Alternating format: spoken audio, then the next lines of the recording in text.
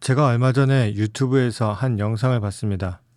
CGN이라고 하는 채널에서 나왔던 다큐멘터리 영상인데요. 그 영상을 보니까 왜 오늘날 사람들이 교회를 떠나는가, 특히 젊은 친구들, 중고등학생들이 왜 교회에서 떠나는가, 이런 것에 대해서 이야기합니다. 그 제목이 안녕히 계세요 하나님인데요. 거기에 보게 되면 교회가 오늘날 얼마나 제대로 되지 못한 공동체인지를 잘 보여주고 있고요. 또 한 가지는 교회가 또 하나 해야 될 일이 있죠. 때로는 교회라고 하는 공동체에 어떠한 사람들이 문제가 있다 할지라도 교회가 가르쳐줘야 되는 것이 그것을 넘어서는 믿음이어야 되는데 그조차 없는 문제를 잘 고발하고 있습니다. 여러 가지 많은 내용들 중에 상처받는 내용, 교회에서 우리 아이들을 어떻게 취급하고 있는지 이런 내용들을 보게 되는데요.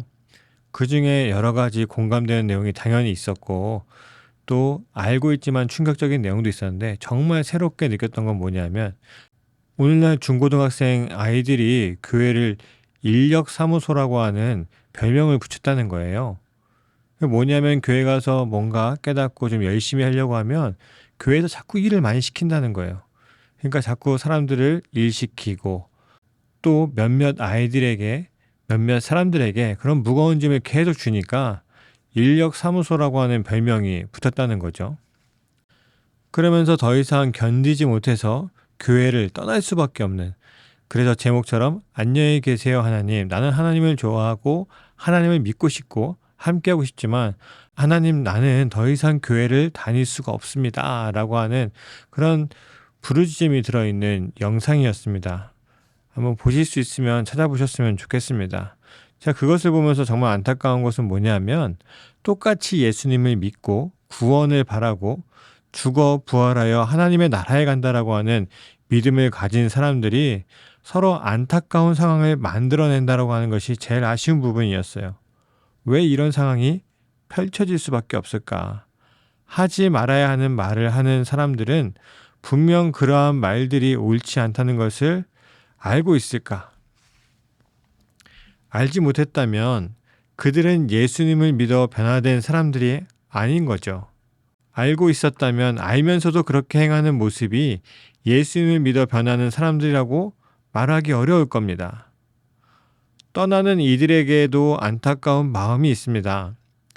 나름의 신앙생활을 하면서 그들에게 예수님을 만난 순간이 있었는지, 그리고 만나 변화되고 예수님과 함께하는 그 삶을 위해서 후퇴가 아니라 나아가는 방향을 찾지 못했다는 것이 안타까웠습니다. 그들의 문제라는 게 아니라 그냥 그런 상황들이 안타까웠습니다.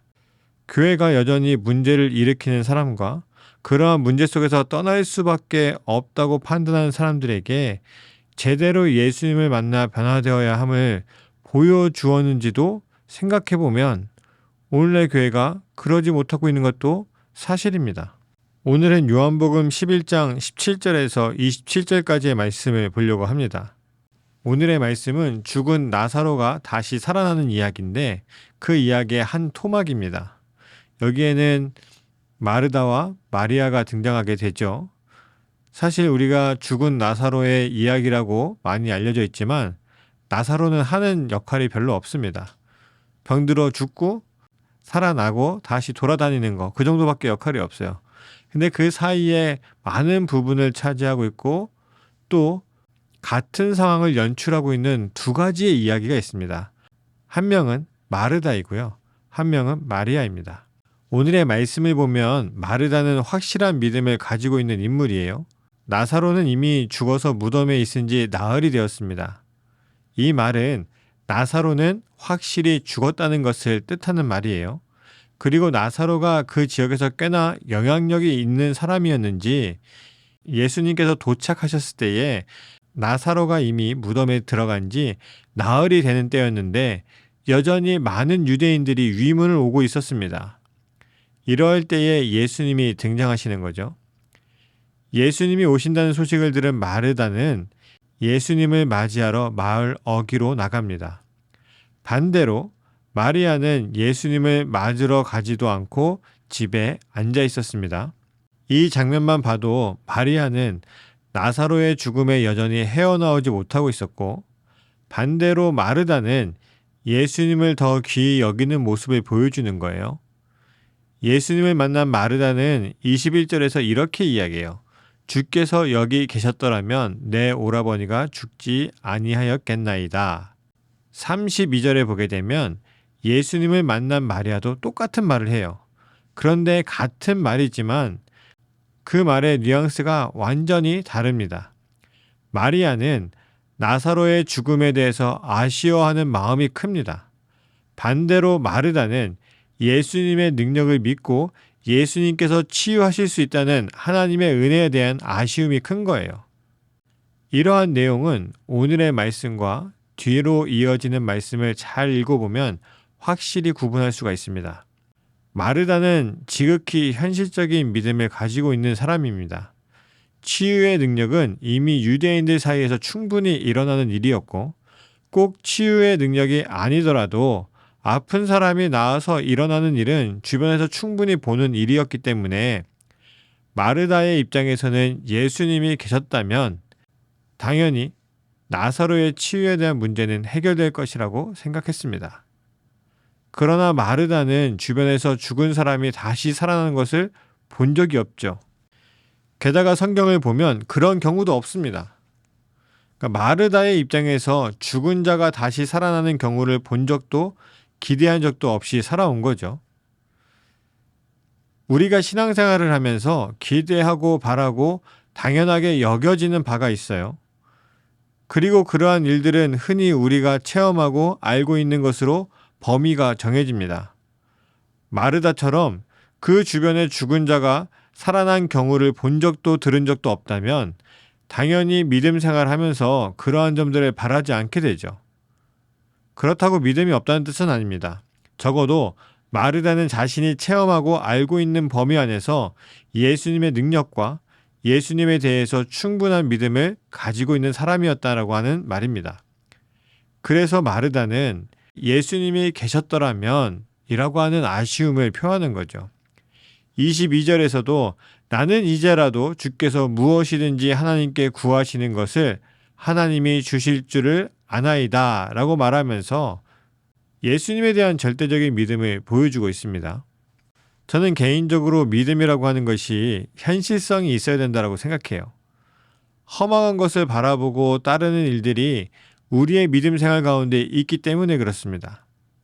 분명히 우리는 말도 안 되는 일이 우리에게 일어나기를 바라고 그로 인해 믿음 생활과 믿음의 활력이 낭비되어서는 안 된다고 생각합니다. 그런 면에서 마르다의 믿음은 현실성이 있다고 할 수가 있는 거죠. 나사로가 죽기 전에 치유받았으면 하지만 그렇지는 못했어요. 그러한 아쉬움은 있을 수 있습니다. 그러나 믿음이 흔들리지 않았어요. 왜냐하면 부활의 때에 다시 살아날 줄을 믿기 때문이죠. 그래서 마르다의 현실에서 벌어진 나사로의 죽음을 받아들이고 지금 함께하는 예수님 앞에 달려나올 수 있는 거예요. 사람들이 현실성 있는 믿음이 없다면 내가 바라고 기대하는 것을 기도할 때에 그 기도하는 바가 이루어지지 않으면 낭망하게 됩니다. 내 기도를 들어주시는 것 같지 않고 내가 버려진 것처럼 느끼게 되는 거죠. 그래서 우리는 하나님께서 기이하게 일하신다. 우리가 미처 깨닫지 못한 방법으로도 일하시고 이 세상을 큰 그림으로 경륜하시는 분이라고 이야기합니다. 그런데 그러한 말들과 그러한 생각, 개념들이 와닿는 성도가 있는가 하면 그렇지 못한 성도도 있기 마련이에요. 그래서 당장 나에게 벌어진 일들에 대해서 받아들이고 감당하지 못하는 경우들이 생겨나게 되는 거죠. 그런 의미에서 우리는 믿음의 현실성이 있어야 된다고 저는 생각하는 거예요. 받아들일 수 있어야 하고 그러나 믿음이 흔들리지 않아야 되는 거죠. 그러면 우리가 믿음을 가지고 있고 그리고 당연히 절대자, 유일하신 하나님을 믿는 이들이 바라고 원하는 것도 없이 그냥 보이는 대로 어떠한 일어나는 일 그대로 받아들여야만 할까요? 현실 세계에 붙잡힌 믿음 생활을 해야만 할까요? 그렇다면 우리가 믿음을 통해서 이 세상을 살아간다라고 하는 것이 무슨 의미가 있을까? 이런 의문이 들기도 하죠. 예수님께서는요, 마르다에게 마르다가 생각하지 못했고 전혀 예상하지 못했던 말씀을 하세요. 23절에 내 오라비가 다시 살아나리라. 이 말을 들은 마르다는 당연히 마지막 부활의 때를 생각하게 됩니다. 사실 대단한 믿음 아닙니까? 나사로의 죽음이 아직 정리되지 않았을 것 같은 그러한 시점에 예수님의 말씀을 듣고 믿음으로 대답하는 일은 말은 할 수 있을지 몰라도 마음으로부터 고백하기란 쉽지 않은 거예요. 예수님의 이 말씀은 마르다의 현실적인 믿음을 뛰어넘는 말씀입니다. 부활의 때가 아니라 지금 살아나실 것을 말씀하신 그러한 말씀이기 때문입니다. 이 말씀을 들은 마르다는 여전히 부활의 때를 말하고 있죠. 그래서 예수님께서 말씀하시기를 나는 부활이요 생명이니 나를 믿는 자는 죽어도 살겠고 무릇 살아서 나를 믿는 자는 영원히 죽지 아니하리니 라고 말씀하시는 거예요. 부활의 때에 다시 살아나는 것은 누구 때문에 가능한 일입니까? 하나님이죠. 그런데 요한복음 5장 21절에 보게 되면 하나님께서 그러한 권한을 예수님께 맡기셨다라고 말씀하세요.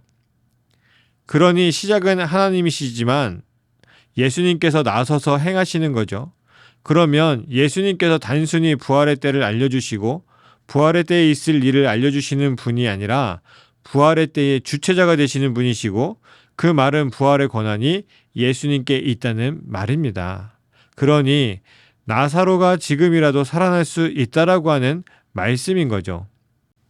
마르다가 이때서야 깨닫습니다. 22절에 자신이 고백했던 주께서 무엇이든지 하나님께 구하는 것을 하나님이 주시는 요청자로서의 예수님이 아니라 그 모든 권한을 위임받고 행하시는 분이시구나. 예수님께서 이 땅에서 하시지 못할 일이 없구나. 예수님께서 지금 나사로를 살리기를 원하시고 하시려고 하시는구나. 그동안 마르다가 가지고 있었던 믿음의 영역이 한 차원 더 넓어지게 되는 거예요. 자신이 가지고 있었던 믿음의 한계가 깨어지는 거죠. 그래서 현실적으로 말이 되지 않지만 그 현실은 내 현실이었지 예수님의 현실은 아니었던 거예요. 내가 알지 못하고 믿지 못했다고 해서 예수 그리스도의 능력이 제한되는 건 아닌 거죠.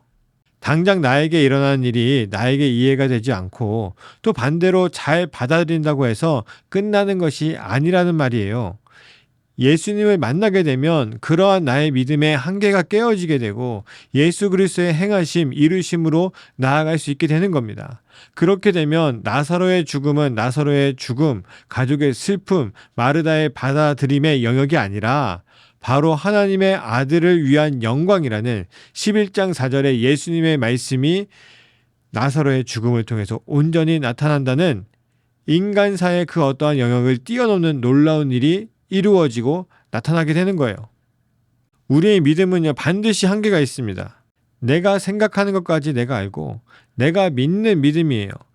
그러나 예수님을 만나게 되면 내가 생각하지 못했고 내가 한계라고 생각했던 것조차 내가 현실성 있게 믿음 생활한다는 그 범위조차 넘어서는 진정한 하나님의 현실을 볼 수 있게 됩니다. 그러면 사람은, 성도는 이 땅에서 자유할 수 있게 되는 거예요. 더 이상 어떠한 것에 매이지 않게 되는 겁니다. 예수님을 만나면 사람이 가질 수밖에 없는 한계가 깨어지고 사람으로서는 생각해 볼 수도 없는 믿음의 세계로 나아가게 되는 거죠. 아마 이러한 이야기를 들을 때면 물론 그 말씀이 맞습니다. 하나님은 전능하신 분이니 그럴 수 있겠습니다. 신이니까. 그러한 능력이 있겠죠. 생각하실 수도 있습니다. 그러나 그러한 표현이 아닙니다. 마르다는 이렇게 예수님을 만나고 그의 믿음의 한계가 깨어지고 마르다나 사람의 한계가 아닌 예수님의 세계를 보게 되었을 때에 이렇게 고백합니다. 27절의 말씀입니다. 이르되 주여 그러하외다. 주는 그리스도시요 세상에 오시는 하나님의 아들이신 줄 내가 믿나이다. 마르다는 자기가 가지고 있었던 믿음의 한계를 인정해요. 그리고 마르다에게 아직은 아무런 일도 일어나지 않았지만 믿겠노라고 고백합니다. 그리고 세상에 오시는 하나님의 아들임을 인정하는 고백을 해요. 하나님의 아들이라는 것은 여기서 5장 21절에 죽은 자를 살리시는 하나님의 능력을 똑같이 행하는 아들을 표현하는 말이에요. 그 아들이 바로 예수님이심을 믿겠다고 하는 말이죠. 우리가 예수님을 믿지 않으면 아무런 의미가 없는 거예요. 예수님을 만나지 않으면 우리의 삶은 이전의 삶과 다를 바가 없는 거예요. 우리가 여전히 현실에 매여 있다면 우리는 예수님의 세계를 받아들일 수가 없습니다. 제가 청장년 성경 공부를 하면서 누군가가 그런 얘기를 하더라고요. 제가 항상 하는 이야기, 어떤 말씀의 스타일들이 뭔가 바라고 얻고 기복적이고 이런 것들을 이야기하기보다는 하나님께서 행하시는 일을 어떻게 받아들이고 어떻게 이룰 것인가, 이거에 좀 집중하다 보니까 그런 질문들을 하시는 분이 있습니다. 그럼 우리가 신을 믿는데 뭔가 바랄 수 없냐, 뭔가 얻는 것이 있을 수밖에 없지 않냐. 당연한 이야기입니다. 하나님의 복을 구하는 것이 너무나도 당연한 일이에요. 그런데 제가 드리고 싶은 말은 뭐냐면, 그 복이 나의 믿음의 한계에 갇혀 있으면, 나의 삶에 메어진 복을 구한다면 우리의 믿음은 더 이상 성장할 수 없다는 거예요. 그리고 하나님께서 이루시는 바를 우리는 깨달을 수 있는 믿음도 있어야 되는 거죠. 우리가 이 세상을 살아가면서 예수님을 만나지 못하고 이 유한한 세계에서 이 믿음을 가지고 살아가면 어떠한 복을 구하겠습니까? 승진, 높은 자리, 물질, 부자가 되는 것, 이런 것밖에 없지 않겠습니까? 거기에 항상 매일 수밖에 없는 거예요. 그게 어떠한 단계에서 좀 채워지고 필요한 것이 아니라 이것만 바라보며 살아갈 수밖에 없는 삶이 되는 거죠. 그래서 그러한 것들을 끊어내기 위해서 우리가 가장 먼저 해야 될 것이 예수님을 만나는 일인 거예요. 예수님을 만나서 우리의 믿음의 한계를 넘어서야 되는 것이고요. 예수님의 세계를 바라볼 수 있어야 되는 거예요. 그래야 우리가 그때 비로소 이루어지는 일들을 바라볼 수 있는 눈이 열리게 되는 것이고, 내가 가진 한계를 벗어나 일하시고 복주시고 이끌어 가시는 예수님의 놀라운 신비를 알게 되고 볼 수 있게 되는 거예요. 예수님을 만난 마르다는 더 넓은 믿음으로 나아갑니다. 자기가 가지고 있었던 현실, 죽은 사람은 다시 살아날 수 없다라고 하는 그 현실을 넘어서 예수님의 세계, 부활의 세계, 생명이신 예수님의 그 삶을 볼 수 있게 되는 거죠. 그래서 현실을 넘어서게 되는 거죠. 여러분들은 어떻게 신앙생활을 하고 계십니까? 아까 처음에 이야기했던 것처럼 그 자리에서 누군가가 나에게 상처를 주고 교회에서 이상한 요구들을 할 때에 교회를 떠나는 것이 아니라, 믿음을 버리는 것이 아니라 예수님을 만났다면 그것이 아니더라도 다른 곳에 가서, 다른 교회에 가서, 다른 공동체에 가서 신앙생활을 이어나가고 하나님과 함께 할 수 있는 길을 열 수 있을 겁니다. 그렇게라도 역사하시는 하나님을 볼 수 있게 되는 거죠. 또 우리가 신앙생활하면서 여전히 답답한 일들이 있지 않습니까? 여전히 해결돼야 될 일들이 있지 않습니까? 근데 이렇게 해결돼야 될 것 같은데 이것이 잘 이루어지지 않아요. 하나님께서 응답하시지 않는다 라고 생각할 수도 있습니다. 그게 아니라 우리가 예수님을 만나면 이 상황 속에서도 어떻게 역사하시는지, 이 상황 속에서도 나를 어떻게 이끌어 가시는지 그걸 볼 수 있다는 거예요. 여러분, 그 어떠한 것보다 예수님 만나기를 소망하시고, 예수님의 음성을 듣기를 소망하시고, 예수님께서 보여주신 그 세계를 바라볼 수 있도록 소망하세요. 그 예수님을 만나야만 우리가 이 현실의 세계를 넘어설 수 있습니다. 이상 아무개 목사였습니다. 감사합니다.